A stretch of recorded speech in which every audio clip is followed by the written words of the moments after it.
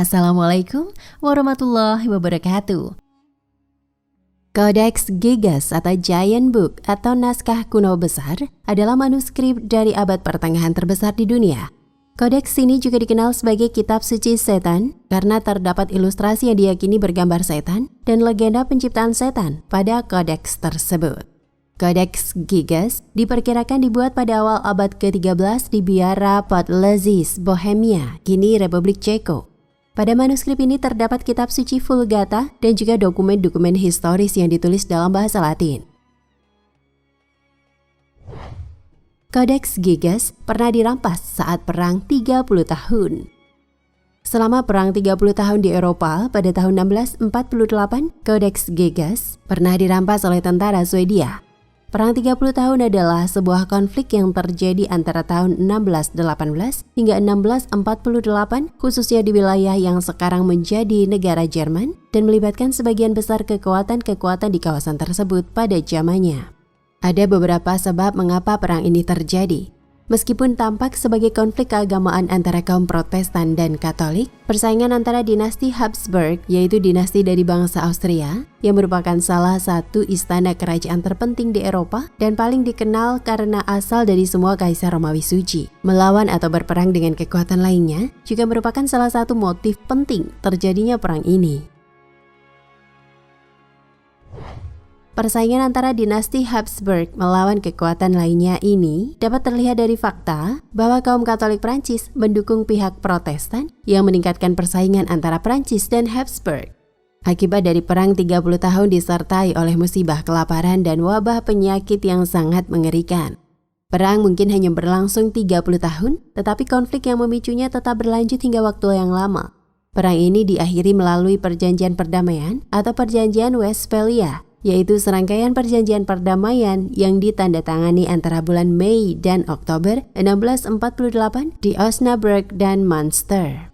Perjanjian ini mengakhiri perang 30 tahun 1618 hingga 1648 di Kekaisaran Romawi Suci dan perang 80 tahun 1568 hingga 1648 antara Spanyol dan Republik Belanda.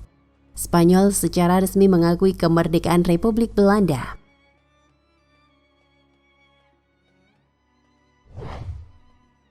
Disimpan di Perpustakaan Nasional Swedia di Stockholm. Saat ini, Kodeks Gigas tersimpan di Swedish Royal Library di Stockholm. Dibutuhkan tenaga 2 pustakawan untuk mengangkat buku tersebut. Buku ini sering juga disebut Alkitab Iblis karena adanya sebuah ilustrasi ukuran besar bergambar setan di dalamnya. Kodeks Gigas ditaruh di sebuah tempat yang terbuat dari kayu, dilapisi dengan kulit dan dihiasi dengan logam. Tingginya 92 cm, lebarnya 50 cm, dan memiliki tebal 22 cm.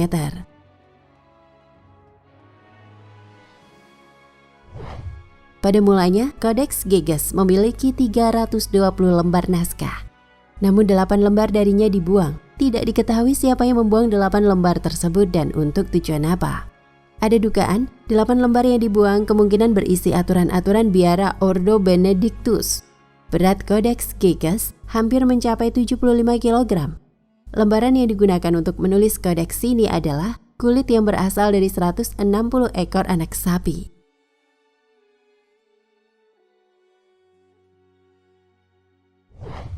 Biara tempat kodeks ini dibuat telah dihancurkan pada abad ke-15. Catatan yang ada pada Kodeks Gigas menunjukkan bahwa pembuatan kodeks tersebut adalah sekitar tahun 1229 Masehi. Setelah penulisannya, Kodeks Gigas ini kemudian dipindahkan ke Biara Cistercian Sedlec dan akhirnya dibeli oleh Biara Benedictus di Biafnov. Dari tahun 1477 hingga 1593, kodeks ini disimpan di perpustakaan di Brumov sampai akhirnya dibawa ke Praha pada tahun 1594 untuk menjadi bagian dari koleksi Rudolf II. Pada tanggal 24 September 2007, Kodeks Gigas dibawa kembali ke Praha setelah 359 tahun.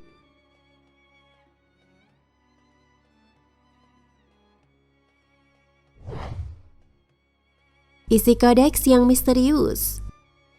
Isi dari kodeks ini antara lain adalah A Sum of the Benedictine Order's Knowledge, The War of the Jews, tulisan Josephus, daftar para orang kudus, metode untuk menentukan tanggal perayaan Paskah, seluruh Alkitab berbahasa Latin pre-Vulgate, Isidore of Seville's Encyclopedia Etymology, Cosmas of Prague's Chronicle of Bohemia, dan berbagai macam traktat dari sejarah, etimologi, dan fisiologi. Juga sebuah kalender Necrologium, daftar nama para biarawan di Biara Plodeis, formula-formula ajaib dan catatan-catatan lain.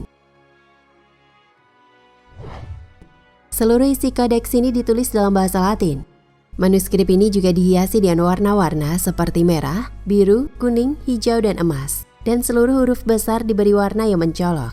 Yang luar biasa adalah keseluruhan isi kodeks ini ditulis dengan relevansi yang luar biasa antar halaman, yang berarti bahwa buku ini ditulis oleh satu orang dengan pikiran yang berkesinambungan. Hal ini membuat banyak ahli percaya bahwa keseluruhan isi kodeks ini ditulis dalam waktu yang sangat singkat. Salah satu yang menarik dan misterius adalah pada halaman 290 terdapat sebuah gambar iblis dengan tinggi sekitar 50 cm. Beberapa halaman sebelum gambar ini ditulis pada lembaran kulit yang menghitam dan dibuat dengan karakter yang gelap, membuat halamannya berbeda dengan keseluruhan isi kodeks.